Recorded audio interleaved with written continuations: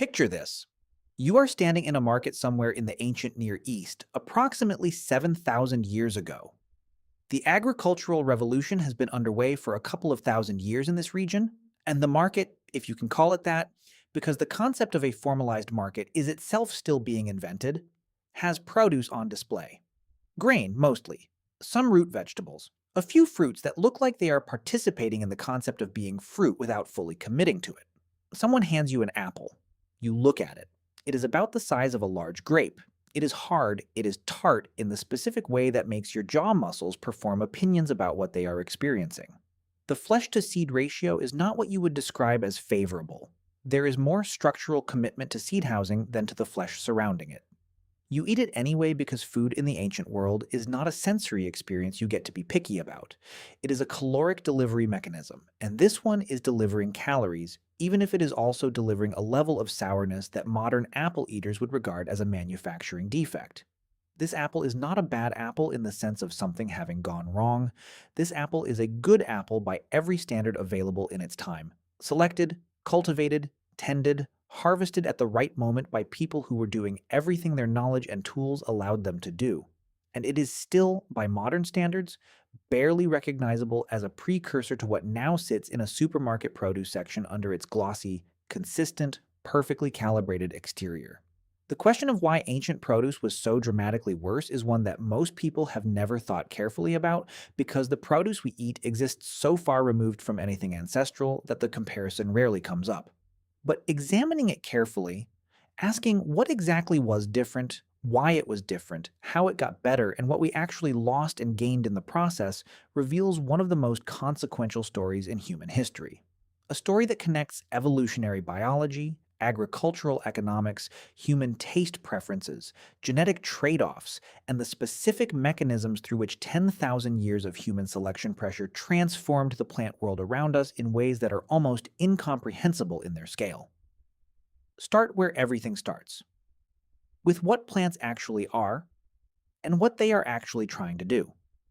This foundational point is the one that reframes everything else, and it is the one that most discussions of agricultural history skip over in a rush to get to the interesting specifics. A wild plant is not trying to feed you. It is not trying to be convenient, pleasant, nutritious in the specific ways humans value nutrition, or easy to harvest. A wild plant is an organism shaped by millions of years of selection pressure for a single overriding goal: producing more copies of itself than competing plants in the same environment. Everything about a wild plant, its chemistry, its growth patterns, its fruiting structure, its seed design, its timing, its defenses, is the product of that selection. The sugar in wild fruit is not there for human pleasure. It is there as a specific payment to specific animal seed dispersers whose digestive systems will carry seeds to new locations and deposit them in conditions favorable for germination.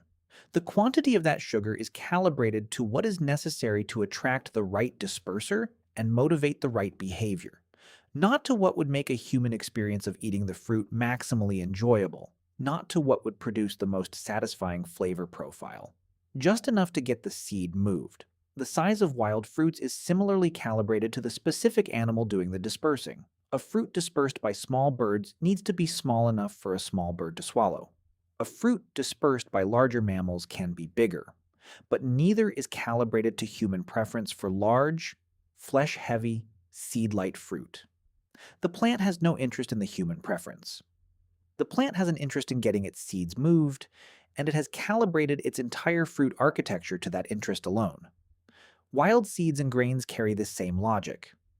Wild grass seeds, the ancestors of wheat, barley, rice, and corn, had protective husks, awns, and surface structures that evolved to protect the seed from mechanical damage and to assist its movement into appropriate germination positions in the soil. These structures are not there for human convenience. They are there because the seeds that had them survived and germinated better than seeds that did not. From the perspective of a human trying to harvest, process, and eat these grains in large quantities, those structures are obstacles. They make threshing harder, processing more labor-intensive, and digestion more demanding. Ancient humans harvesting wild grains were fighting the plant's survival engineering with every step of the process. The wild ancestors of modern vegetables make this point even more dramatically. Wild carrots, Daucus carota, are thin, white, and bitter, with a texture more closely resembling a tough root than anything suggesting the orange, sweet, crisp vegetable that a modern carrot buyer expects. The wild carrot's taproot is there to store energy for the plant's own reproductive activities, not as a food service to humans. The size and character of that root reflects what the plant needed for its own survival, which is a much more modest storage commitment than what 10,000 years of human selection has pushed carrot genetics toward. The variety of wild mustard grass Brassica oleracea is the single most instructive example of how radically human selection can transform a plant. Because from this single scraggly coastal plant that grows on the limestone cliffs of Atlantic and Mediterranean Europe, human cultivators have extracted cabbage, broccoli, cauliflower, Brussels sprouts, kale, kohlrabi, Savoy cabbage, collard greens, and several other distinct vegetables. Each of these modern vegetables represents a specific anatomical part of the wild plant that human breeders selectively enlarged over centuries of cultivation. The terminal bud became cabbage. The flower buds became broccoli and cauliflower. The lateral buds became Brussels sprouts. The stem became kohlrabi. The leaves became kale. Not one of these existed in anything approaching its current form in the wild plant. The wild Brassica oleracea is a small, unremarkable-looking coastal plant. What humans extracted from it over centuries of selection is one of the most remarkable vegetable diversification projects in agricultural history. Now move to the specific mechanisms through which ancient produce was worse, because understanding the why requires more than just noting that wild plants served themselves rather than us. The first mechanism is defense chemistry. Wild plants produce an enormous range of secondary metabolites, compounds that are not part of the basic metabolic machinery, but that serve defensive functions against herbivores, pathogens, and competing plants. These include alkaloids, glucosinolates, tannins, phenolic acids, terpenoids, and dozens of other compound categories, many of which produce bitter, astringent, or otherwise unpleasant flavors when consumed. These defensive compounds are not accidental. They are costly to produce metabolically, which means the plants producing them in high quantities were paying a real energy price to do so, and natural selection maintained that investment because the plants that had it survived herbivory pressure better than plants that did not.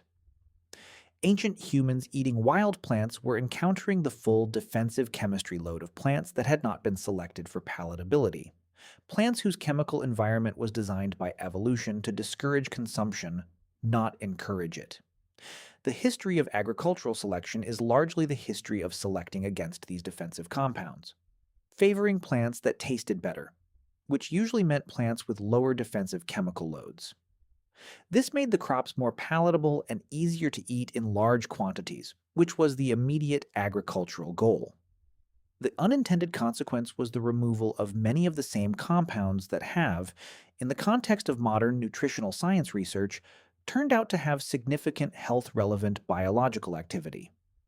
The bitter glucosinolates in wild brassica plants that ancient farmers selected against are related to the compounds in modern broccoli that nutritional researchers find interesting. The tannins in wild fruits that early cultivators bred out of grapes and apples were the same compounds that contribute to the antioxidant activity that makes those fruits nutritionally interesting.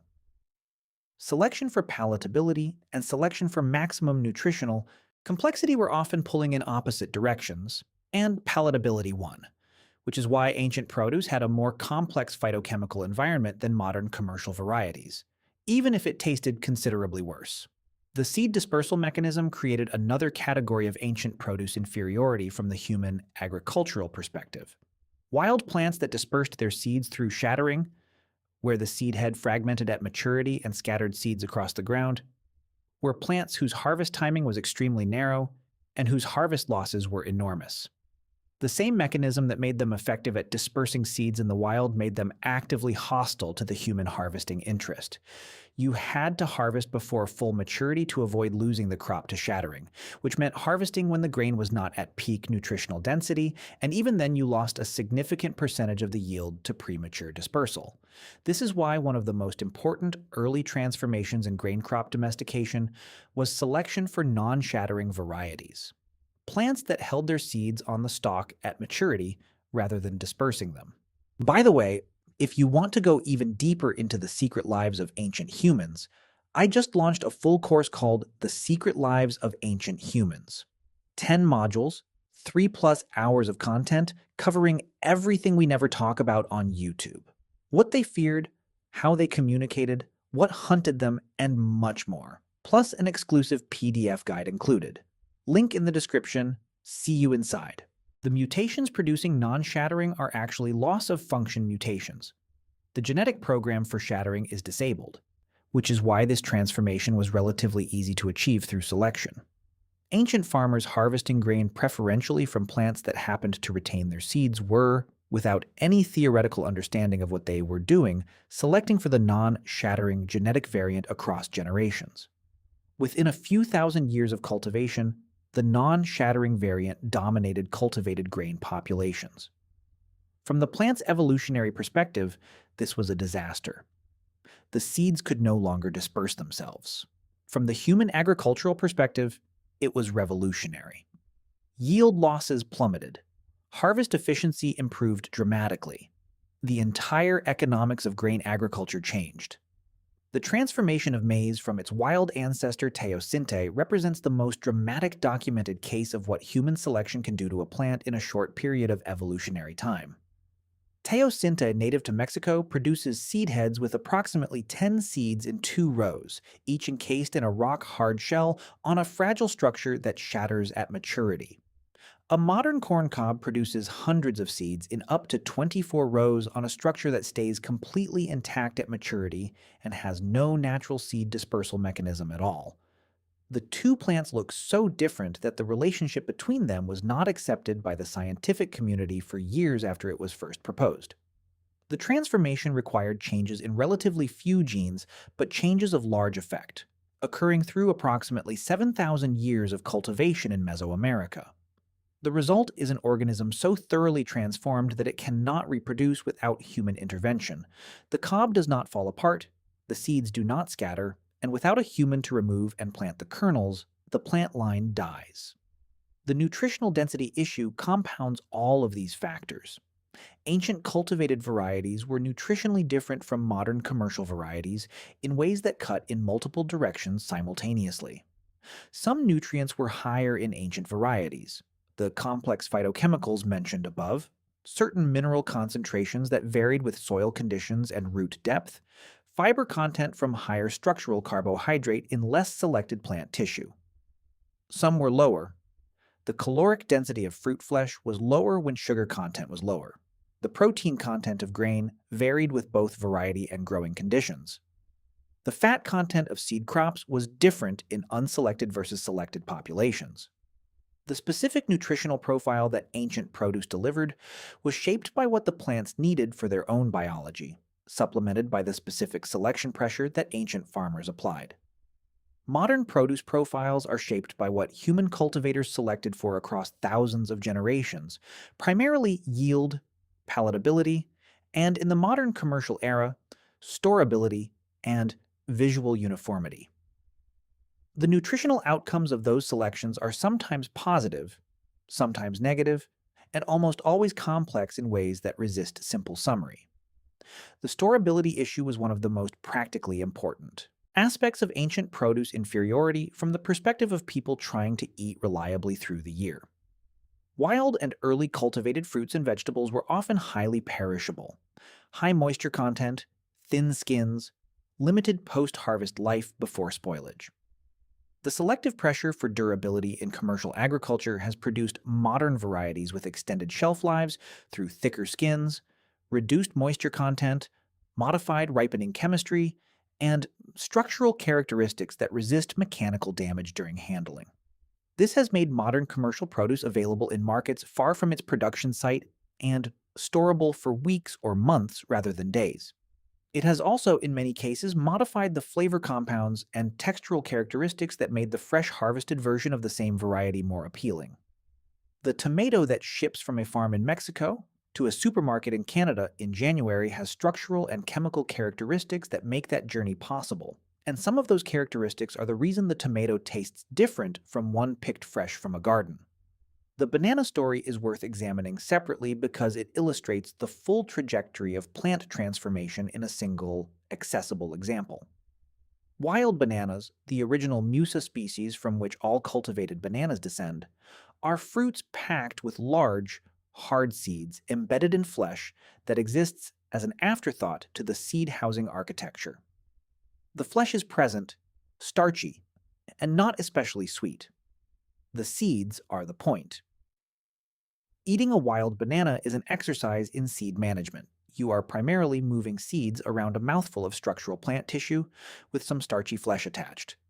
The modern Cavendish banana, the one in every supermarket globally, is a sterile triploid hybrid with no functional seeds whatsoever. It cannot reproduce sexually. Its flesh is soft, sweet, and constitutes essentially the entire edible content of the fruit. It must be propagated entirely through vegetative means, cuttings, suckers, tissue culture, because the absence of seeds makes natural reproduction impossible. Thousands of years of selection for seedlessness and flesh quality have produced an organism that has solved the human consumption preference problem comprehensively, but has created a catastrophic genetic vulnerability in doing so. Because all Cavendish bananas are essentially genetic clones of each other, produced from vegetative propagation rather than sexual reproduction, the entire global commercial banana crop has essentially zero genetic diversity.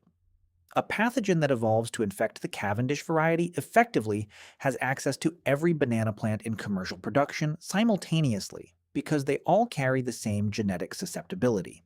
This is precisely what happened to the previously dominant commercial banana variety, the Gros Michel, which was devastated by Panama disease, a soil fungus, in the mid-20th century, and replaced by the Cavendish, which happened to be resistant to that particular fungal strain.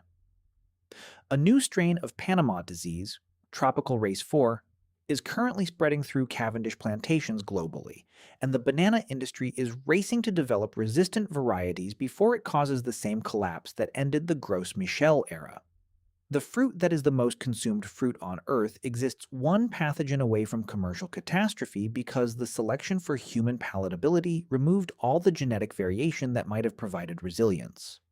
The flavor complexity dimension of ancient versus modern produce deserves direct examination because it is where the comparison becomes most counterintuitive. Many ancient varieties and wild plants, despite their inferior palatability on the primary dimensions of sweetness and texture, had more complex flavor profiles than their modern commercial descendants. The aromatic compounds, the volatile esters, the terpenoids, the aldehydes and alcohols that together constitute what we perceive as flavor in fruit, were more diverse and more concentrated in many heirloom and wild varieties than in modern commercial ones selected primarily for sugar content, yield, and shelf life. The heirloom tomato versus commercial tomato comparison makes this point concretely. Heirloom tomato varieties. Old varieties selected for flavor over generations of kitchen gardeners rather than for commercial distribution, contain more volatile aromatic compounds and produce more complex flavor experiences than the large, uniform commercial varieties that dominate commercial production. The trade-off is shelf life, shipping tolerance, and visual uniformity. Commercial tomato varieties were selected for characteristics that made them commercially viable, and flavor complexity was not high on the selection priority list. Ancient produce did not have that flavor complexity suppressed by commercial selection pressure, which means in some specific aromatic and flavor dimensions, ancient varieties were actually more interesting than modern commercial ones, even while being less sweet, less large, and less easy to eat in most other respects. The picture that emerges from all of this is more complex than the simple frame of ancient produce being worse and modern produce being better. Ancient produce was worse on the dimensions that most directly determined whether people could eat it in sufficient quantities to meet their caloric needs. It was smaller, harder to process, more bitter, less sweet, lower yielding, and more difficult to store. On some other dimensions, phytochemical complexity, flavor aromatic richness, genetic diversity within cultivated populations, the comparison is more nuanced, and in some cases reversed. The 10,000 years of agricultural selection that transformed ancient produce into modern commercial produce was not a uniform improvement. It was a series of trade-offs, each made in response to immediate practical pressures: caloric need, yield reliability, storability, palatability, without any framework for understanding the full consequences of each trade-off across the dimensions that were not being selected for. The farmers who selected for non-shattering grain were solving the harvest efficiency problem, not thinking about genetic vulnerability. The cultivators who selected for reduced bitterness in brassica varieties were making their crops easier to eat, not thinking about phytochemical complexity. The produce that emerged from 10,000 years of those accumulated decisions feeds 8 billion people more reliably than ancient produce could have fed a fraction of that number. That is not a small achievement. It may be the most consequential agricultural achievement in human history. But understanding that it came with trade-offs, genetic, phytochemical, flavor, and ecological, is part of understanding what the agricultural transformation of the plant world actually was and what it actually cost. The ancient fig at the beginning of this video was worse. It was also a wild organism perfectly adapted to its ecological role, carrying the full chemical complexity of a plant that had been negotiating with its environment for millions of years without any help from human selective breeding. Both of those things are simultaneously true, and sitting with both is a more complete understanding of the history of food than the simple frame of progress from primitive to modern allows.